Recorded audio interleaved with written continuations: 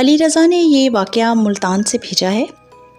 یہ کہتے ہیں کہ یہ جو حقیقی واقعہ میں آپ کو سنانے جا رہا ہوں، یہ میری والدہ اور میری نانی کا سچا واقعہ ہے۔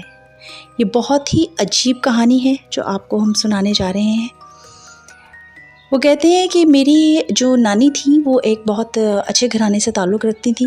ان کے والد کا کپڑے کا کاروبار تھا، ملتان سے ان کا تعلق تھا، کافی کھاتے پیتے گھر سے تھے۔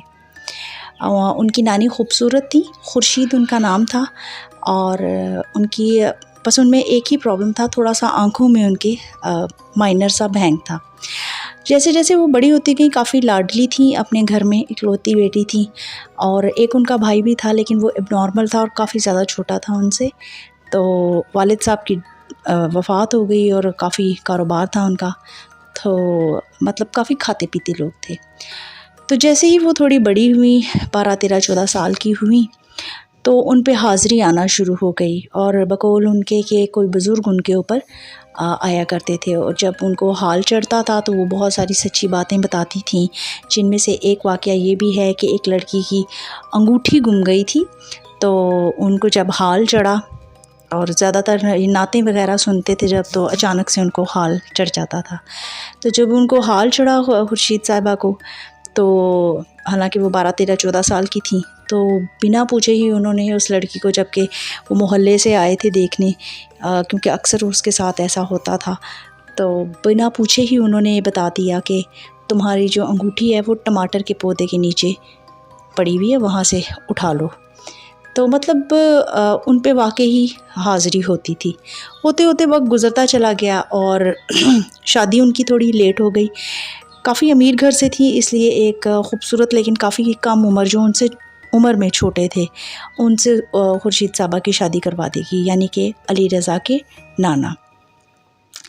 اب ان کی اولادیں ہوئیں، 3 بیٹے تھے ان کے، ان میں سے ایک بیٹے کا بھی انہوں نے ایک قصہ لکھا ہے، وہ میں آپ کو بعد میں سناؤں گی۔ 3 بیٹے تھے ان کے اور 2 بیٹیاں تھیں۔ تو ان میں سے جو ان کی بڑی بیٹی تھی اس کا نام بشرا تھا۔ اب یہ حاضری ان پہ ہوتی چلی گئی، اور ان کا کاروبار وغیرہ بھی بہت اچھا مزید بڑھتا چلا گیا، اور وہ جو بھی مخلوق یا بزرگ کا نام وہ استعمال کرتی تھیں کہ بزرگ ہیں جو وہ ان پہ آتے ہیں، عاشق ہیں ان پہ، ان کے کہنے کا یہ تھا۔ پتہ نہیں وہ جن بزرگ تھے یا کیا تھے، یہ تو کلیئرلی انہوں نے مینشن نہیں کیا۔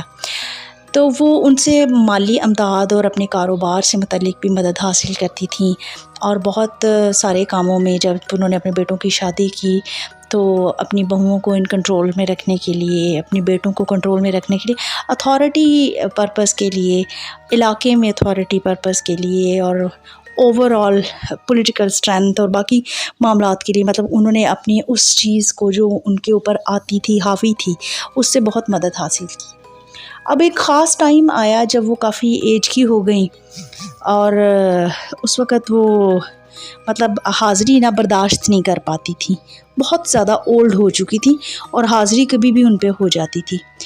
تو انہوں نے کیا کیا کہ اپنی بیٹی بشرا، جن کے یہ بیٹے ہیں علی رضا، جنہوں نے ہمیں یہ ای میل کیا ہے، انہوں نے وہ اپنی جو حاضری ہے وہ ان میں منتقل کر دی۔ بڑی اسٹرینج بات ہے کہ کیسے انہوں نے یہ کیا، لیکن اب پھر اس کے بعد انہوں نے کہا کہ جی میری والدہ پوزیس ہو گئیں۔ پھر ان کی نانی کی ڈیتھ ہو گئی کچھ ٹائم کے بعد، تو اس کے بعد ان کی والدہ کو حاضری آنا شروع ہوئی، لیکن ان کی والدہ کے اوپر اس کے اثرات بہت ہی نیگیٹو ہوئے۔ ایک، ان کی صحت بہت زیادہ ڈاؤن سے ڈاؤن ہوتی چلی گئی، اور دوسرا ان پہ جب بھی حاضری آتی تھی اس کے بعد وہ بہت زیادہ تکلیف میں رہتی تھی، کئی دن بالکل خاموش اور گمسم اور بہت برے حال میں رہتی تھیں، اور وہ مطلب اس چیز سے چھٹکارا چاہتی تھیں، وہ نہیں چاہتی تھیں کہ ان کے اوپر حاضری ہو، اور یہ لازم و ملزوم تھا کہ مطلب آپ کو کم از کم مہینے بعد، 2 4 مہینے بعد، یا جو بھی کوئی ٹائم پیریڈ رکھا ہوا تھا کہ اس میں آپ نے کوئی میلاد یا کچھ بھی ایسا نعتیں وغیرہ کچھ بھی ایسا پڑھوانا ہے جس سے مطلب کہ ان کو حال چڑھے اور حاضری ان پہ آئے۔ ادروائز مطلب کچھ برا ہو جاتا تھا، جیسے کہ کپڑے کی دکان تھی ان کی، بتایا میں نے آپ کو کہ کپڑے کا ان کا کاروبار تھا، تو وہاں پہ آگ لگ گئی، نقصان ہو گیا، اگر وہ حاضری نہیں ہوتی تھی تو بہت نقصانات ہوتے تھے۔ تو حاضری کروانا مست تھا، لیکن وہ برداشت نہیں کر پا رہی تھی اس ساری چیز کو۔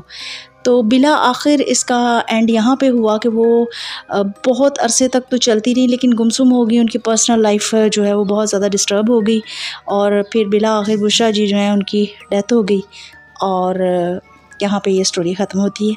اور اب اس سٹوری کا مجھے ایگزیکٹلی سمجھ نہیں آئی کہ یہ کوئی جن تھا، بزرگ تو اس طرح سے نہیں کر سکتے، میرا ماننا کچھ اور ہے۔ آپ لوگ اس چیز کو کس طرح سے لیتے ہیں ہمیں ضرور بتائیے گا، اور اگر آپ کی کوئی اپنی بھی سٹوری ہے تو ہم سے ضرور شیئر کیجیے گا، لیکن بلا شبہ یہ بہت ہی سٹرینج سٹوری تھی۔